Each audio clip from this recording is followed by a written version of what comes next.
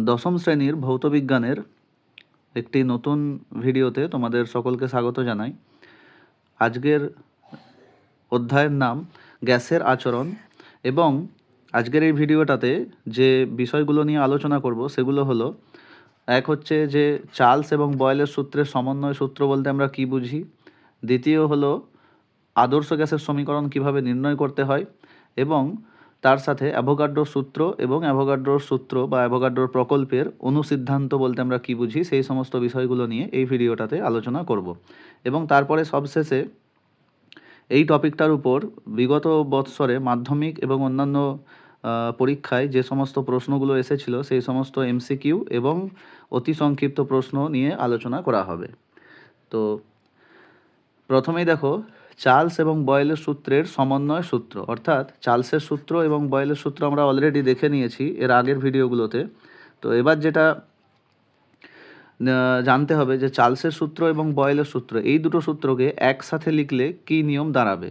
তো প্রথমে আমরা ধরে নিচ্ছি যে নির্দিষ্ট ভরের কোনো গ্যাসের আয়তন আমরা ধরে নিলাম ভি, এবং ওই গ্যাসের চাপ ধরে নিলাম পি, এবং পরম উষ্ণতা বা পরম তাপমাত্রাকে আমরা ধরে নিলাম কত, ক্যাপিটাল টি। এখন বয়েলের সূত্রেতে কি বলা ছিল যে গ্যাসের ভর এবং গ্যাসের তাপমাত্রা যদি স্থির থাকে, অর্থাৎ যখন তাপমাত্রা স্থির এবং গ্যাসের ভর স্থির, এই দুটো স্থির থাকলে গ্যাসের আয়তন কি হয়, চাপের সাথে ব্যস্তানুপাতিক হয়। এটা বয়েলের সূত্র ছিল। অর্থাৎ গ্যাসের আয়তন মানে ভি এবং চাপ যদি পি হয়, যেহেতু চাপকে আমরা পি ধরে নিয়েছি, তাহলে ভি ভ্যারিজাস কত হবে, 1/p, এবং এটাকে আমরা 1 নম্বর সমীকরণ হিসেবে লিখেছি।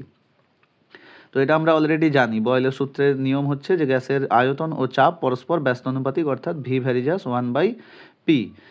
নেক্সট যেটা চার্লসের সূত্রেতে কি বলা ছিল যে গ্যাসের ভর এবং গ্যাসের চাপ যদি এই দুটো স্থির থাকে, যে চাপ যদি স্থির থাকে, তো সেক্ষেত্রে গ্যাসের আয়তন কি হয়, পরম উষ্ণতার সাথে সমানুপাতিক হয়। পরম উষ্ণতা মানে যেটা কেলভিন স্কেলের যে তাপমাত্রার মাপ, সেটাকে আমরা জানি পরম উষ্ণতা বলে। তো সেই পরম উষ্ণতার সমানুপাতিক হয়। তো সেক্ষেত্রে গাণিতিক রূপটা কেমন হবে, ভি ভ্যারিজাস ক্যাপিটাল টি। এটা ছিল চার্লসের সূত্র। এবার এই দুটো সূত্রকে একসাথে যদি লিখি, অর্থাৎ 1 নম্বর সমীকরণ এবং 2 নম্বর সমীকরণ, এই দুটোকে যদি একসঙ্গে লিখি, তাহলে কি দাঁড়াবে না, ভি ভ্যারিজাস টি/পি। তো যেহেতু টি উপরে ছিল তো উপরেই থাকবে, এবং পি নিচে ছিল, হরেতে ছিল, তো পি নিচে আসবে, তাহলে ভি ভ্যারিজাস টি/পি। এবং যখন গ্যাসের ভর কেবলমাত্র স্থির, এখানে আয়তন, চাপ এবং তাপমাত্রা তিনটেই পরিবর্তনশীল। এবার ভেদের নিয়ম অনুযায়ী, ক্লাস 10-এর অঙ্কেতে ভেদ চ্যাপ্টার আছে, তো ওই চ্যাপ্টারেতে ভেদের নিয়ম অনুযায়ী আমরা কি করতে পারি, এই যে ভ্যারিজাস চিহ্ন, এই চিহ্নটাকে তুলে যদি সমান চিহ্ন লাগাই, তো সেক্ষেত্রে কি হবে, একটা ধ্রুবক পদ এসে গুণ হবে, এবং সেই ধ্রুবক পদটাকে কি নাম দেওয়া রয়েছে, স্মল কে, ছোটো হাতের কে দ্বারা লেখা হয়। তো ভি সমান হবে কে ইন্টু টি/পি, এবং সেখান থেকে আমরা পাবো পি ভি সমান কে টি। এই যে পি ভি সমান কে টি, এটাই হচ্ছে চার্লস এবং বয়েলের সূত্রের সমন্বয় সূত্র, যেখানে কে হলো একটি ধ্রুবক এবং এই ধ্রুবকের মান গ্যাসের মোল সংখ্যার উপর নির্ভর করে। তো যদি বলা হয় যে চার্লস এবং বয়েলের সূত্রের গাণিতিক রূপেতে পিভি সমান কে টি, এই যে ধ্রুবক কে, এই কে এর মান কিসের উপর নির্ভর করে, তো উত্তর হবে যে গ্যাসের মোল সংখ্যার উপর নির্ভর করে, এবং পিভি সমান কে টি, এটাই হলো চার্লস এবং বয়েলের সূত্রের সমন্বয় সূত্র। তো এইভাবে আমরা চার্লস এবং বয়েলের সূত্রের সমন্বয় সূত্র নির্ণয় করব। তো কি সূত্রটা আরও একবার লেখা রয়েছে এখানে, পিভি সমান কত, কেটি।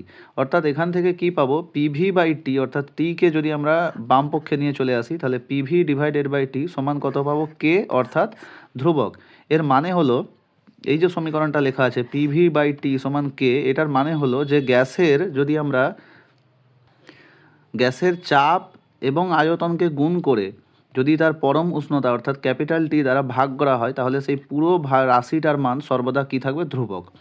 অর্থাৎ যদি কোনো গ্যাসের চাপ P1 এবং উষ্ণতা T1 ধরা হয় এবং আয়তন ধরে নিলাম V1, অর্থাৎ প্রথমে চাপ P1, উষ্ণতা T1 এবং আয়তন V1, পরবর্তী ক্ষেত্রে চাপ হয়ে গেছে P2, উষ্ণতা হলো ক্যাপিটাল T2 এবং আয়তন V2।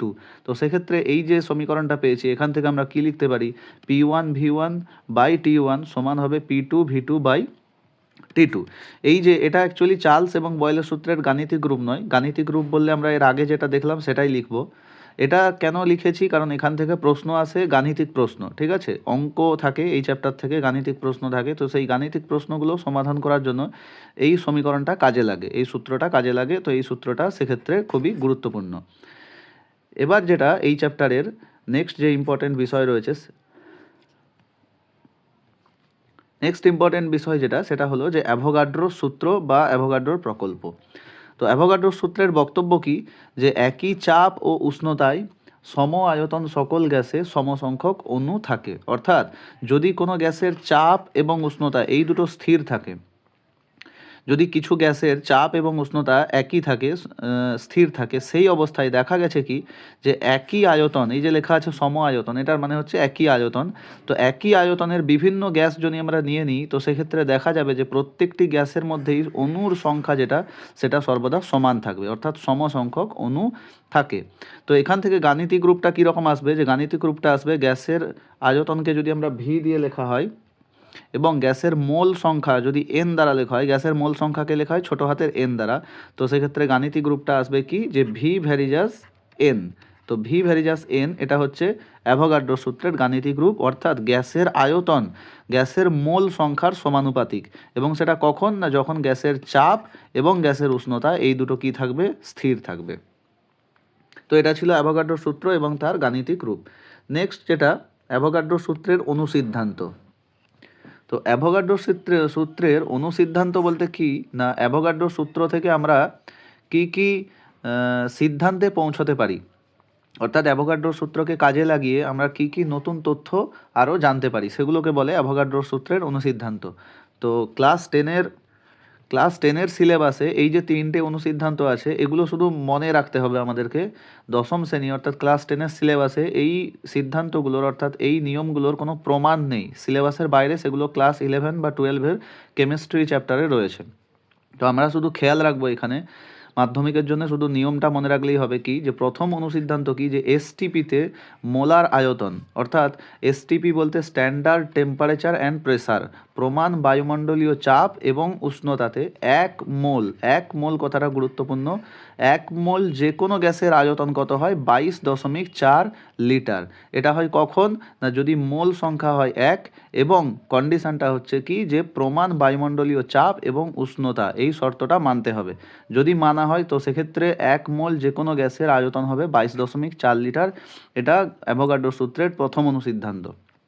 দ্বিতীয় অনুসিদ্ধান্ত কি, যে আণবিক গুরুত্ব বাষ্প ঘনত্বের দ্বিগুণ হয়, অর্থাৎ আণবিক গুরুত্ব এবং বাষ্প ঘনত্বের মধ্যে সম্পর্ক কি, যে কোনো গ্যাসের আণবিক গুরুত্ব তার বাষ্প ঘনত্বের দ্বিগুণ হয়। অর্থাৎ আণবিক গুরুত্বকে আমরা যদি এম দিয়ে লিখি এবং বাষ্প ঘনত্বকে যদি আমরা ডি দিয়ে লিখি, তো সেক্ষেত্রে কি হবে, এম সমান হবে 2D, অর্থাৎ গ্যাসের আণবিক গুরুত্ব কি হবে, বাষ্প ঘনত্বের দ্বিগুণ। এখানে উদাহরণ দেখো দেওয়া রয়েছে, আমরা জানি অক্সিজেনের আণবিক গুরুত্ব কত হয়, 32।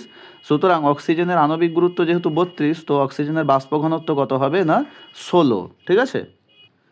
তৃতীয় অনুসিদ্ধান্ত কি দেওয়া রয়েছে, যে নিষ্ক্রিয় গ্যাস ছাড়া বলতে, এবং নিষ্ক্রিয় গ্যাসের মধ্যে দেখো দুটি আছে, হিলিয়াম এবং নিয়ন, এই যে দুটো নিষ্ক্রিয় গ্যাস, এই নিষ্ক্রিয় গ্যাস ছাড়া বাকি যে মৌলিক গ্যাসগুলো রয়েছে সেই সমস্ত মৌলিক গ্যাসের অণুগুলো কি হয় না, দ্বিপরমাণুক হয়। কিন্তু এটা নিষ্ক্রিয় গ্যাসের ক্ষেত্রে প্রযোজ্য নয়। ঠিক আছে, নিষ্ক্রিয় গ্যাস ছাড়া লেখা আছে, তো নিষ্ক্রিয় গ্যাসের উদাহরণ দেওয়া আছে দুটো, হিলিয়াম নিয়ন, আরও রয়েছে ক্রিপ্টন, জেনন, রেডন, এগুলো নিষ্ক্রিয় গ্যাস।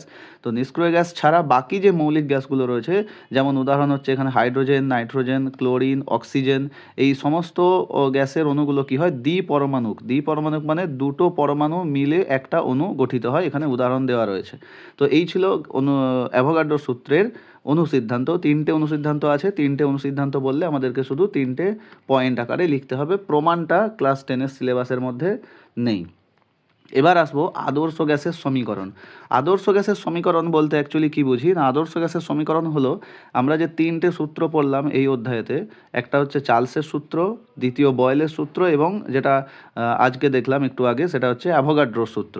তো আদর্শ গ্যাসের সমীকরণ মানে এই তিনটে সূত্রকে একসঙ্গে কাজে লাগিয়ে যে সূত্রটা তৈরি হবে বা যে নিয়মটা তৈরি হবে সেটাকে বলা হয় আদর্শ গ্যাসের সমীকরণ। এবং আদর্শ গ্যাস বলতে আমরা কি বুঝি না, যে সমস্ত গ্যাস চার্লস ও বয়েলের সূত্র মেনে চলে তাদেরকে বলা হয় আদর্শ গ্যাস। তো ধরে নিলাম যে কোনো একটা নির্দিষ্ট ভরের গ্যাস রয়েছে যার উষ্ণতা ক্যাপিটাল টি অর্থাৎ পরম উষ্ণতা ক্যাপিটাল টি, চাপ হলো পি, আয়তন ভি এবং মোল সংখ্যা এন। তাহলে বয়েলের সূত্র অনুযায়ী জানি যে ভি ভ্যারিজাস কত হয় 1/p, এটা বয়েলের সূত্রের গাণিতিক রূপ। গ্যাসের আয়তন কি হয় চাপের সাথে ব্যস্তানুপাতিক এবং এটাকে 1 নাম্বার দেওয়া রয়েছে। চার্লসের সূত্র অনুযায়ী কি যে গ্যাসের আয়তন কি হয় পরম উষ্ণতার সমানুপাতিক অর্থাৎ ভি ভ্যারিজাস টি, সেটাকে আমরা দিলাম ক নম্বর, সেটাকে দিলাম 2 নাম্বার। এবং অ্যাভোগাড্রোর সূত্র অনুযায়ী কি যে গ্যাসের আয়তন কি হয় মোল সংখ্যার সমানুপাতিক অর্থাৎ ভি ভ্যারিজাস এন, তো সেটাকে আমরা দেব 3 নম্বর সমীকরণ। এবং এই যে কথাগুলো এগুলো লিখতে হবে অবশ্যই, যে যখন বয়েলের সূত্রে আমরা যখন লিখছি যে ভি ভ্যারিজাস 1/b, তখন অবশ্যই উল্লেখ করতে হবে যে গ্যাসের মোল সংখ্যা এবং উষ্ণতা এই দুজন কি থাকবে স্থির থাকবে। একইভাবে চার্লসের সূত্রের ধ্রুবকগুলো কি কি ছিল, চার্লসের সূত্রের ধ্রুবক ছিল গ্যাসের চাপ এবং গ্যাসের ভর। তো গ্যাসের ভর তো প্রথমেই লেখা রয়েছে নির্দিষ্ট ভর, তো লিখতে হবে গ্যাসের চাপ এবং মোল সংখ্যা অর্থাৎ এন যখন স্থির থাকবে। ঠিক আছে, তো এই কন্ডিশনগুলোকে উল্লেখ করতে হবে এবং 3টে সমীকরণকে 3টে নাম্বার দেওয়া রয়েছে। এবার ভেদের নিয়ম অনুযায়ী যদি এই 3টে সমীকরণকে আমরা একসঙ্গে লিখি তো কিভাবে লেখা যাবে, ভি ভ্যারিজাস কত হবে এন এবং টি এরা দুজন থাকবে উপরে এবং পি চলে যাবে কোথায় নিচে, যেহেতু পি নিচে আছে 1/p, তো সেটা কি হবে ভি ভ্যারিজাস NT/p যখন এন এবং টি এরা কেউই স্থির নয়, অর্থাৎ যখন সবগুলোই পরিবর্তনশীল হবে। তো সেক্ষেত্রে দেখো ভ্যারিজাস চিহ্ন যদি আমরা তুলে দিই তো কি হবে, একটা ধ্রুবক আসবে, ভেদ চিহ্ন তুলে ধ্রুবক আসবে এবং এক্ষেত্রে ধ্রুবকটাকে একটা নির্দিষ্ট নাম দেওয়া রয়েছে ক্যাপিটাল আর, বড় হাতের আর দিয়ে লেখা হয়। এবং এই যে বড় হাতের আর দিয়ে যেটা লেখা রয়েছে এটাকে বলা হয় সার্বজনীন গ্যাস ধ্রুবক। ক্যাপিটাল আর যেটা এটার একটা নির্দিষ্ট নাম রয়েছে সেটা হলো সার্বজনীন গ্যাস ধ্রুবক বলা হয়। তো ভি সমান কত হবে আর ইন্টু NT/p, সেখান থেকে আমরা পাবো পিভি সমান NRT এবং পিভি সমান NRT, এই যে সমীকরণটা পেলাম এই সমীকরণটাকেই বলা হয় আদর্শ গ্যাসের সমীকরণ, যেখানে পি হলো গ্যাসের চাপ, ভি হলো আয়তন, এন হলো মোল সংখ্যা, আর হলো সার্বজনীন গ্যাস ধ্রুবক এবং টি হলো গ্যাসের পরম উষ্ণতা। এবং এই যে সমীকরণ এটাকেই বলা হয় আদর্শ গ্যাসের সমীকরণ। এইভাবে আমরা আদর্শ গ্যাসের সমীকরণ নির্ণয় করব। এবার নেক্সট যেটা ইম্পর্টেন্ট, যে আদর্শ গ্যাসের সমীকরণে যে আমরা ধ্রুবক পেলাম আর, অর্থাৎ যেটাকে সার্বজনীন গ্যাস ধ্রুবক বলা হয়, এই সার্বজনীন গ্যাস ধ্রুবকের একক জানতে চাওয়া হয় অনেক সময়। তো একক দেখো কিভাবে নির্ণয় করা হয়, তো আমরা জানি পিভি সমান কত হয় NRT, এটা সার্বজনীন গ্যাস আদর্শ গ্যাসের সমীকরণ, পিভি সমান NRT। এখান থেকে আর এর যে মান পাবো আর সমান কত হচ্ছে দেখো পিভি ডিভাইডেড বাই কত হবে NT, অর্থাৎ সিজিএস পদ্ধতিতে যদি আমরা আর এর একক নির্ণয় করতে যাই তো আর এর এককের জন্য দেখো উপরে প্রথমে কার একক বসবে, পি এর একক। পি মানে হচ্ছে গ্যাসের চাপ, তো চাপের একক আমরা জানি ডাইন পার সেমি স্কোয়ার, অর্থাৎ ডাইন ইন্টু সেমি টু দি পাওয়ার -2 হবে। ভি মানে হচ্ছে আয়তন, তো আয়তন মানে কি হয়, আয়তনের একক কি ঘন সেমি, অর্থাৎ ঘন সেমি মানে কত হবে সেমি কিউব, এই দুটোর একক উপরে বসলো। নিচে দেখো এন এবং টি রয়েছে, তো এন মানে কি মোল সংখ্যা, মোল সংখ্যার একক তো মোল, ঠিক আছে, তো সেটাকে লেখা হয় MOL দ্বারা। এবং টি মানে কি ছিল পরম উষ্ণতা, পরম উষ্ণতার একক কী ছিল কেলভিন, এবং কেলভিনকে আমরা জানি কী দ্বারা লেখা হয় বড় হাতের কে দ্বারা লেখা হয়, তো মোল ইন্টু কে। এবার এখান থেকে দেখো যদি সূচকের নিয়ম লাগাই তো আমরা কি পাবো, উপরে আছে semi to the power -2 into cm cube, অর্থাৎ এখান থেকে হয়ে যাবে শুধু সেমি টু দি পাওয়ার 1, অর্থাৎ ডাইন ইন্টু সেমি, নিচে থাকবে মোল ইন্টু কেলভিন। এবার এই যে ডাইন ইন্টু সেমি এই যে আছে এটা অ্যাকচুয়ালি কার্যের একক, ঠিক আছে। কার্যের একক কী ছিল, যে কোনো বস্তুর ওপর যদি আমরা এক ডাইন বল প্রয়োগ করে এবং সেই বলের অভিমুখে যদি 1 সেন্টিমিটার সরণ ঘটে কোনো বস্তুর, তাহলে সেই পরিমাণ কার্যকে বলা হয় কি 1 ডাইন। কারণ আমরা জানি যে কার্য সমান কি হয় বল গুণিত সরণ। তো দেখো এখানে ডাইন যেটা লেখা আছে এটা বলের একক এবং সরণ কিসের একক, সেমির একক, সুতরাং ডাইন ইন্টু সেমি মানেই কত হয়ে যাবে 1 আর্গ, কারণ কার্যের একক সিজিএস পদ্ধতিতে কি হয় আর্গ, এটাকে লেখা হয় ERG। তো উপরে হয়ে যাবে আর্গ এবং মোল এবং কেলভিন এই দুজনকে যদি আমরা উপরে তুলে দিই, যদি দুটোকে উপরে লিখি তো হয়ে যাবে কত মোল টু দি পাওয়ার -1 এবং কেলভিন টু দি পাওয়ার -1, এবং সেটাকে এভাবে লেখা রয়েছে erg into mole to the power -1 kelvin to the power -1। এটা হচ্ছে কি যে সিজিএস পদ্ধতিতে আর এর একক। একইভাবে যদি আমরা SI পদ্ধতিতে নির্ণয় করি সার্বজনীন গ্যাস ধ্রুবকের একক, তো সেই শুধুমাত্র পরিবর্তনটা কি হবে, এখানে কার্যের একক যেটা ছিল সিজিএস পদ্ধতিতে সেটাই হয়ে যাবে SI পদ্ধতিতে, কার্যের একক কি হয় জুল। বাকি নিচের যে মানগুলো ছিল মোল এবং কেলভিন এই দুটো সেম থাকবে। Mole to the power -1, kelvin to the power -1। আচ্ছা, এবারে আসবো এমসিকিউ প্রশ্ন, যেগুলো বিগত বছরে মাধ্যমিক পরীক্ষায় আজকে যেগুলো আলোচনা করলাম সেই বিষয়ের উপর যেগুলো জিজ্ঞাসা করা হয়েছিল। প্রথম প্রশ্ন রয়েছে যে একই উষ্ণতা ও চাপে সম আয়তন কার্বন ডাইঅক্সাইড মানে CO2 এবং N2 মানে নাইট্রোজেনে অণুর সংখ্যা আলাদা। এটা 2017 মাধ্যমিকের প্রশ্ন। এটা সত্য না মিথ্যা বলতে হবে। দেখো, আমরা জানি যে একই চাপ ও উষ্ণতায় সম আয়তন সকল গ্যাসে কি হয়, সমসংখ্যক অণু থাকে। এটা অ্যাভোগাড্রোর সূত্র, অর্থাৎ অণু সংখ্যা কি হবে, সমান হবে বলা আছে অ্যাভোগাড্রোর সূত্রে। কিন্তু এখানে কি বলেছে, অণু সংখ্যা কি হবে, আলাদা। অর্থাৎ এটা কি বলা আছে, এটা হচ্ছে মিথ্যা। তো এটার উত্তর হবে কি, ফলস। এটা অ্যাভোগাড্রোর সূত্রটাকে কাজে লাগিয়ে প্রশ্নটা তৈরি করা হয়েছে। 2 নম্বর প্রশ্ন কি দিয়েছে, যে নির্দিষ্ট উষ্ণতা ও চাপে কোনো আবদ্ধ পাত্রে রক্ষিত গ্যাসের অণুগুলির বেগ সমান। তো বলা হচ্ছে যে উষ্ণতা এবং চাপ যদি একই থাকে, যে কোনো আবদ্ধ পাত্রে গ্যাসের অণুগুলোর গতিবেগ কি হয়, সমান হয়। এটার উত্তর হবে মিথ্যা। গ্যাসের অণুগুলোর গতিবেগ সর্বদা সমান হয় না, বিভিন্ন অণুর গতিবেগ বিভিন্ন রকমের হয়। থার্ড কোশ্চেন, চার্লসের সূত্র অনুযায়ী -273°C তাপমাত্রায় যে কোনো গ্যাসের আয়তন অসীম হয়। দেখো, আমরা জানি যে চার্লসের সূত্র অনুযায়ী এই যে -273°C উষ্ণতা, এটাকে আমরা কি জানি, কি উষ্ণতা বলে, এটাকে বলা হয় পরম শূন্য উষ্ণতা। তো পরম শূন্য উষ্ণতা কেন বলে, তার কারণ হচ্ছে -273°C উষ্ণতায় যে কোনো গ্যাসের আয়তন কি হয়ে যায়, শূন্য হয়ে যায়। তো আয়তন দেখো শূন্য হয়, কিন্তু এখানে লেখা আছে আয়তন অসীম হয়। তো এটাও উত্তর কি হবে, মিথ্যা। এটা 2025 মাধ্যমিকের প্রশ্ন।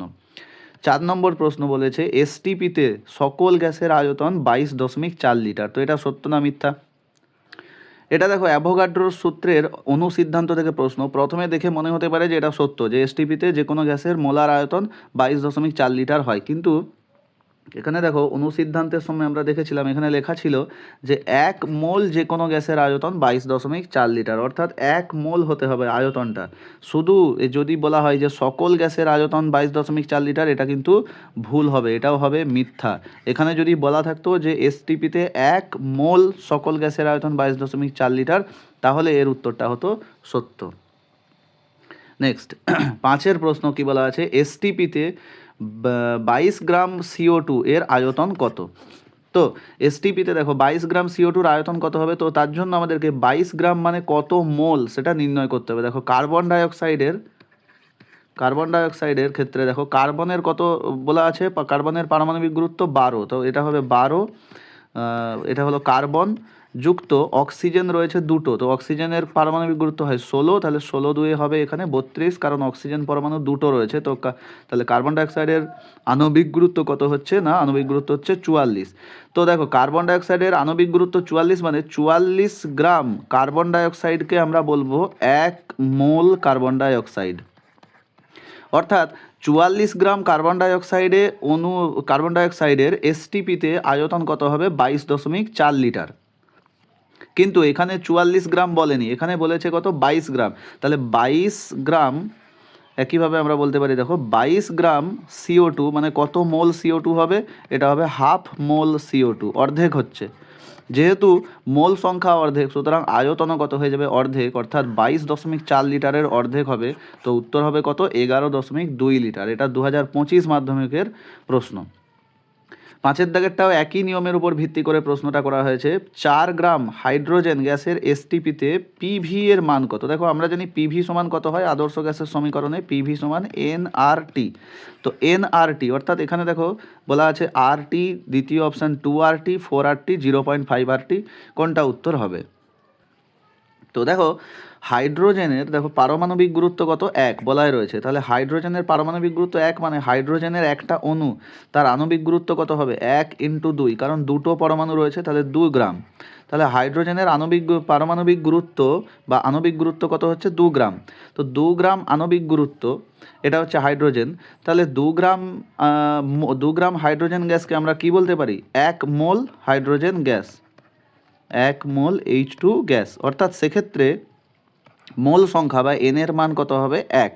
ঠিক আছে, কিন্তু এখানে 2 গ্রাম বলা নেই, এখানে কত গ্রাম বলা আছে, এক্ষেত্রে বলা আছে 4 গ্রাম। তাহলে এখান থেকে আমরা বলতে পারি দেখো 4 গ্রাম H2 মানে কত মোল হবে, 2 গ্রাম মানে 2 গ্রাম হাইড্রোজেন মানে 1 মোল, তাহলে 4 গ্রাম হাইড্রোজেন মানে কত মোল হবে, 2 মোল। তো 2 মোল হবে মানে অর্থাৎ এন এর মান এখানে কত বসবে, 2। তাহলে সমীকরণটা হবে পিভি সমান 2RT, অর্থাৎ এটার উত্তর হবে অপশান বি এরটা সঠিক উত্তর। এটাও 2023-এর প্রশ্ন। এরপর 7-এর দাগেরটাতে বলেছে পিভি রাশিটির একক কোন রাশির এককের সমান।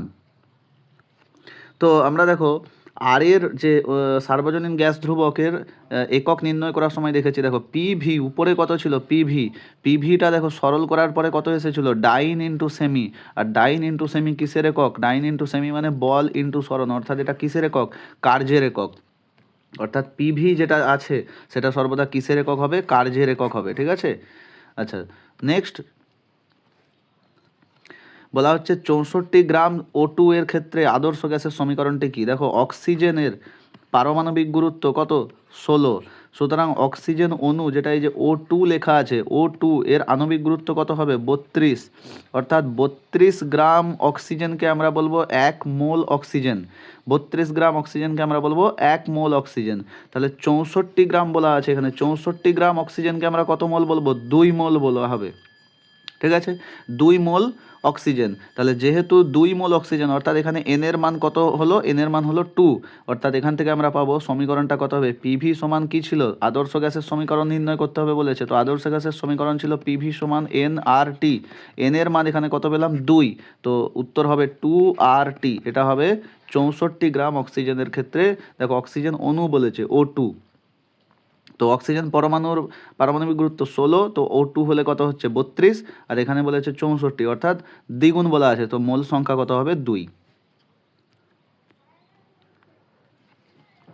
9-এর দাগের প্রশ্ন, এসআই পদ্ধতিতে আর এর মান কত, অর্থাৎ সার্বজনীন গ্যাস ধ্রুবকের মান জিজ্ঞেস করা হচ্ছে এসআই পদ্ধতিতে। তো আমরা একক অলরেডি নির্ণয় করেছি, আর এর মান হচ্ছে 8.314 joule into mole to the power -1 kelvin to the power -1। এটা হচ্ছে মানটা, এটা খেয়াল রাখতে হবে, এটা এসআই পদ্ধতিতে। একইভাবে যদি সিজিএস পদ্ধতিতে জিজ্ঞেস করা হয়, তো সিজিএস পদ্ধতিতে কিছুই নয়, শুধু আমরা একটা নিয়ম মনে রাখলেই হবে যে 1 জুল সমান কত হয়, 10⁻7 আর্গ।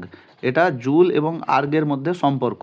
তো এখানে মানটা একই থাকবে, দেখো এখানে শুধু একটা হয়ে যাবে কত, 10⁻7, এবং এককটা হয়ে যাবে সিজিএস পদ্ধতিতে যেটা সার্বজনীন গ্যাস ধ্রুবকের একক ছিল, অর্থাৎ erg into mole to the power -1 kelvin to the power -1।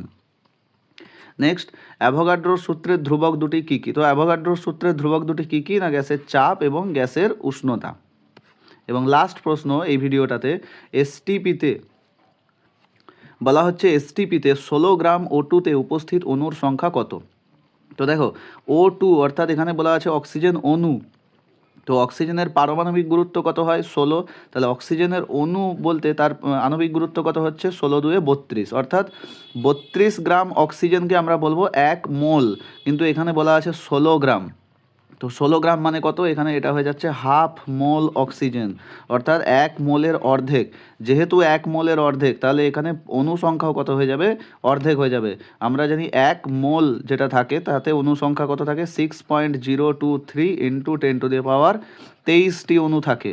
তো যেহেতু এখানে হাফ মোল, তাহলে এই পুরো সংখ্যাটার কত হয়ে যাবে, অর্ধেক, অর্থাৎ 6.023-কে অর্ধেক করলে প্রায় সেটা আসবে 3.011 এবং ইন্টু 10⁻23 এতগুলো অণু থাকবে 16 গ্রাম অক্সিজেনে। তো এটা ছিল গ্যাসের আচরণ চ্যাপ্টারের লাস্ট ভিডিও, ঠিক আছে, কারণ এগুলোই ইম্পর্টেন্ট। এর আগের ভিডিওগুলোতে চার্লসের সূত্র এবং বয়েলের সূত্র আলোচনা করা হয়েছে, তো আজকের এই ভিডিওটাতে আমরা কমপ্লিট করলাম যেগুলো আদর্শ গ্যাসের সমীকরণ এবং অ্যাভোগাড্রোর সূত্র, এই সমস্ত বিষয়গুলো দিয়ে। এবং পরবর্তী যে ভিডিওগুলো থাকবে তাতে এই জড়বিজ্ঞান চ্যাপ্টারের বাকি যে অধ্যায়গুলো রয়েছে সেগুলোকে আমরা একটা একটা করে কভার করব।